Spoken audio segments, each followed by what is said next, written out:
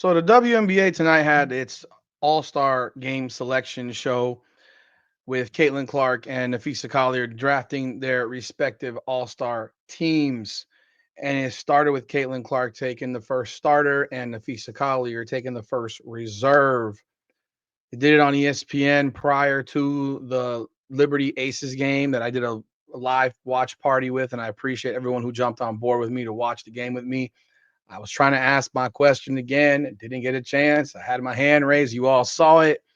And unfortunately, I didn't get a chance to ask the question. But again, it was a fun time. I'm glad y'all jumped on board and made it a good time for me.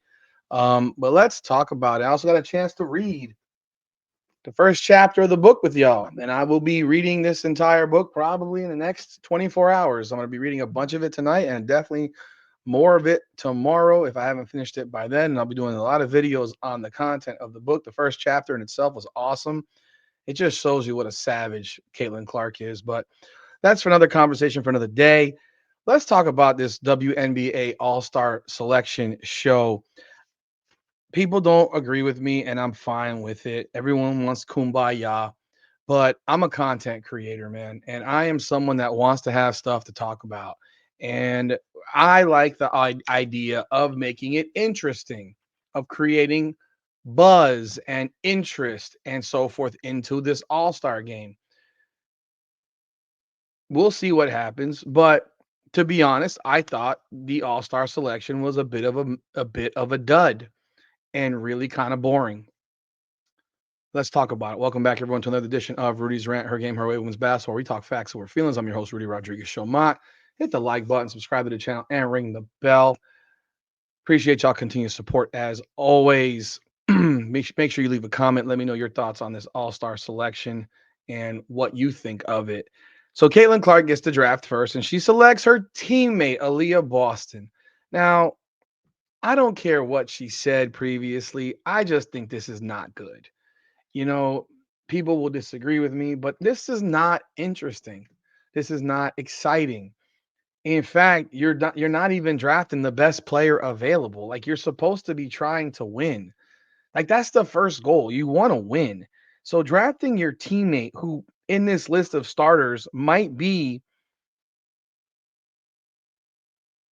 eighth at best. Like if you were to ask me to rank the starters, no, I'm sorry, eighth over of the 10. So of the eight available, you got Aaliyah Boston, Sabrina, Asia, Satu Sabli, Stewart, Gray, Nneka Gumake, and Paige. Maybe she's set sixth, maybe sixth at best. Maybe. Like that's a conversation. She might be the eighth. If you look at talent, she might be the worst of the starters in terms of skill and ability. And you draft her with your first pick. Like, if you've not watched the men do their drafts, they're not drafting their teammates. Like, I don't think LeBron. I think I don't remember who LeBron and Giannis drafted with their first picks, but I don't remember LeBron drafting Anthony Davis with his first pick. So maybe I'm wrong. Maybe I misremember this, but I thought that being her first pick was crazy. And then I thought Napheesa Collier's first pick was crazy too. She drafts Brianna Stewart, her friend, probably I would presume that they're best friends because they have a business together of a nature that's pretty substantial and unrivaled.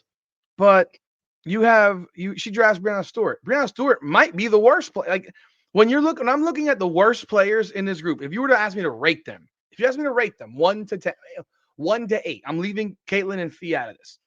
I'm going Asia Wilson, Sabrina, Alicia Gray, Paige Bueckers. I think Paige Bueckers is really good. And then then I'm in that conversation of Satu Sabali, Aaliyah Boston, Stewart. I think Nneka Gumake is solid, but I don't even think she's really a starter level all star. That's just my opinion. She's on the other side of like she's old. Like, bro, I don't even see her as a starter on the all star team. But like, if you were to ask me who's a better player between Nneka Gumake and let's say Alyssa Thomas, I don't even think it's a conversation. Alyssa Thomas is a better player than Nneka Ogumake.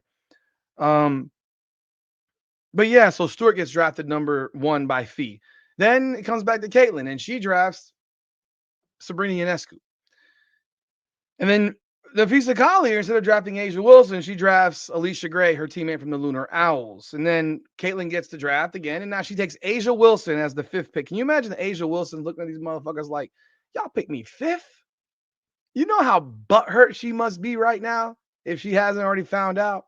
She must be so damn butthurt and upset and offended. I'm waiting for her tweet of offendedness to come about this because she's typically offended, but I think it's really funny that she ends up being drafted by the person who's made her blood boil. So yeah, I think that's going to be fun. That's interesting. And then I thought that Caitlin could really make it interesting, but because the Fisa Collier decides to draft Nneka Ogwumike over Paige Bueckers, the Yukon girl, she goes with Nneka Ogwumike. I was very surprised about that. I honestly, um, first off, I think Satu Sabli is better than Nneka Ogwumike, but that's another conversation. So now Caitlin has a chance to really stick it to Napheesa Collier. And rather than take Paige Bueckers, who is better than Satu Sabli, she takes Satu Sabli almost as a favor to the Napheesa Collier. And so Napheesa Collier ends up with Paige Bueckers. Now, you go into the reserves, and here we go. More of this silly picking shit. It's just, bro, the reserves, Kelsey Mitchell, Courtney Williams, Gabby Williams, Skylar Diggins, Sonia Citron, Kiki Irifin, Angel Reese, Alyssa Thomas, Jackie Young, Kelsey Plum, Ryan Howard, and Kayla Thornton. Who is the best player on this list of the reserves? It's Alyssa Thomas. She's the best player on that list. Skylar Diggins is probably the second best player on this list. Kelsey Plum is probably the third. Kelsey Mitchell's probably the fourth.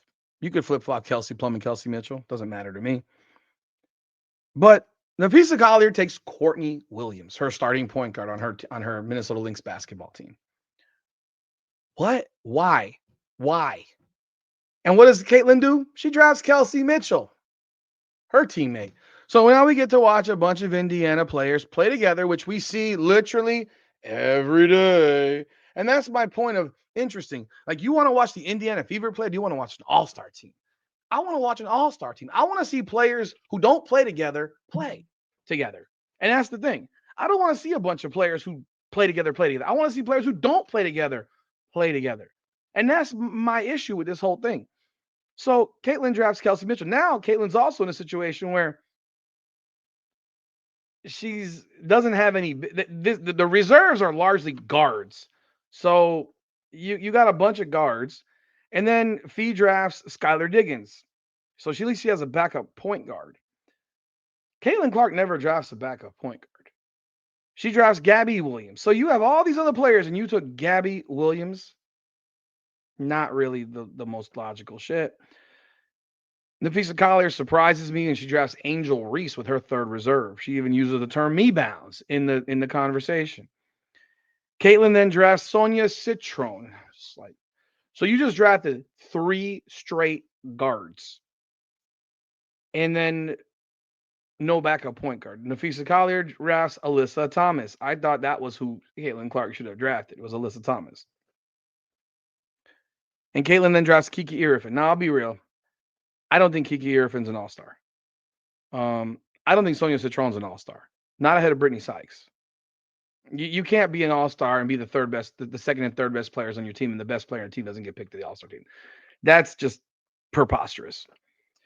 How De'Erica Hamby is not an all-star reserve is crazy to me. How Brianna Jones is not an all-star reserve is crazy to me. Not with all these guards. There's too many guards here. And I mean, when you go down the list, then you get back to Napheesa Collier. She drafts Kelsey Plum. Caitlin Clark drafts Jackie Young. And then you have left, the final picks are Ryan Howard and Kayla Thornton. And Napheesa Collier drafts Ryan Howard. Now let's consider the fact that Ryan Howard shoots 34.4% from the field and is an all-star. How the fuck are the WNBA coaches putting Ryan Howard on this all-star team as a reserve? 34.4% shooting? You can't be serious. Kayla Thornton is the last pick, goes to Caitlin Clark. Now, they then come back with, again, I thought Caitlin could have drafted Angel Reese. I thought she could have drafted Paige. I thought it would have been made, it would have made movie material to have her potentially be on the court at one time with Asia Wilson, Angel Reese, and Paige Bueckers, because that's who gets pitted against her in everything. Why not have them be teammates? Like that would make it so interesting. Can you imagine to be on the court with those four and Sabrina?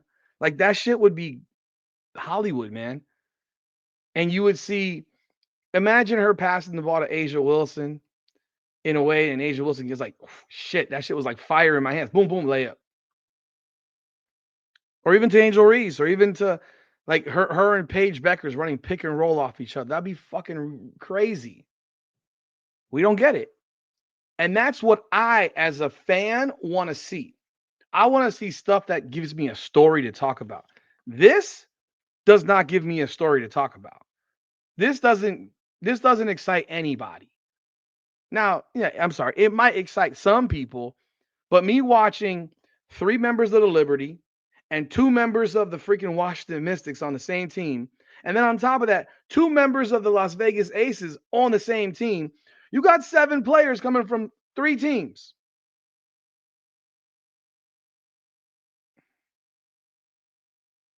Weird. Weird. And then you have Napheesa Collier drafted her entire Lunar Owls team, Alicia Gray, Skylar Diggins, and does she have anyone else that she could draft from there? Yeah, that was it.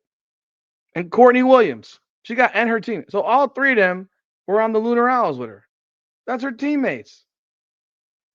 It's just it's not interesting. I'm gonna be real. Not interesting. So then they go to the trade. They have the option to trade, which I thought was silly itself. And of course, you just drafted, so your ego says, "Oh, my team is great, right?" So Caitlin Clark announces that we've already decided that we're trading coaches. So Napheesa Collier was going to get coached by Cheryl Reeve, and Caitlin Clark will get coached by Sandy Brondello. I think that's cute.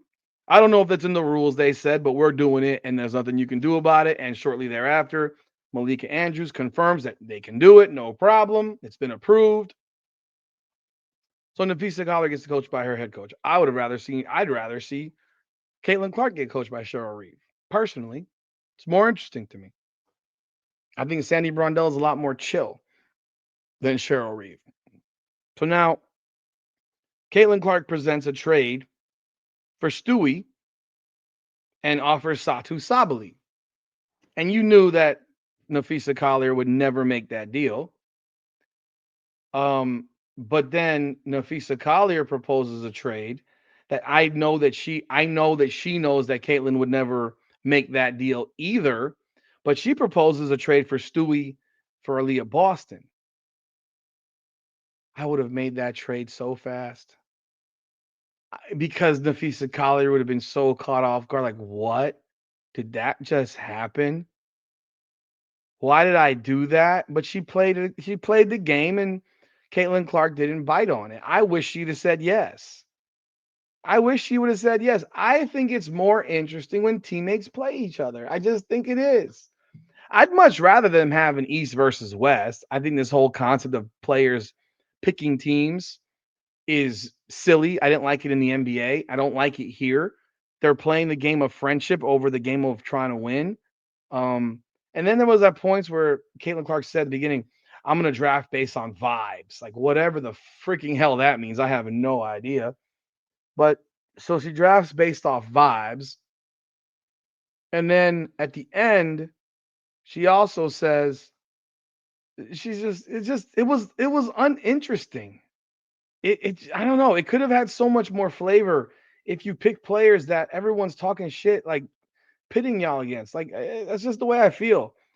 You know, people don't have to agree with me, but they also said, oh, at one point it was said, well, you know, WNB, you know, All-Star games are not that competitive. And I'm sitting here like, did y'all remember what happened last year? Like y'all wanted to kill each other. The team at WNBA wanted to kill the team USA. What are you talking about? They wanted to kill them.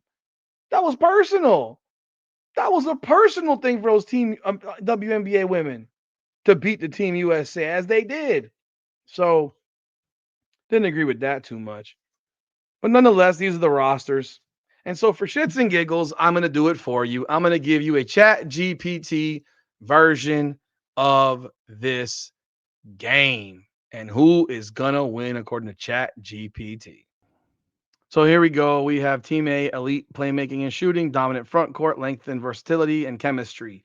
Weaknesses, some slight light lack of elite on-ball defense, and some young and inexperienced in Sonia Citron and Kiki Irrifan.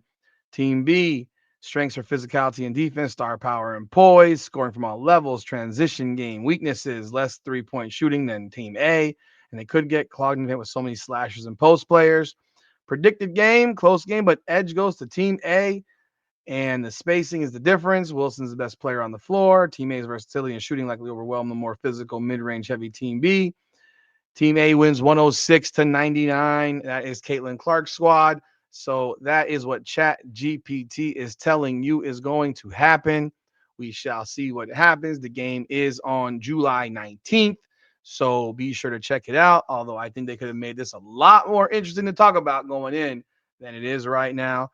Not to mention, we just saw Asia Wilson land on her wrist in the game against the Liberty. So we'll see if she can even play, how bad that situation is. And there might be a replacement for her. So who the hell knows? Anyhow, appreciate y'all once again jumping on board tonight on the live. And hope you enjoyed this video. Please be sure to leave your comments, like the video, subscribe to the channel, and ring the bell. Yes, you know I love drama. I love the drama. That's what makes it fun. The storyline makes it fun for me because these games, we know they're overall not that great. So yeah, I want the drama. But y'all let me know y'all thoughts. I appreciate you. As always, be sure to subscribe to the channel if you haven't done so yet. This is Rudy's Rant, Her Game, Her Way Women's Basketball. Come on now.